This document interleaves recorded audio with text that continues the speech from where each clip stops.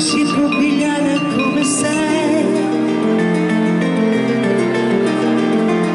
I tuoi difetti sono talmente tanti che nessuno ne sai. Sei peggio di un bambino capriccioso, la vuoi sempre finta tu. Sei un uomo più egoista e prepotente che abbia conosciuto mai.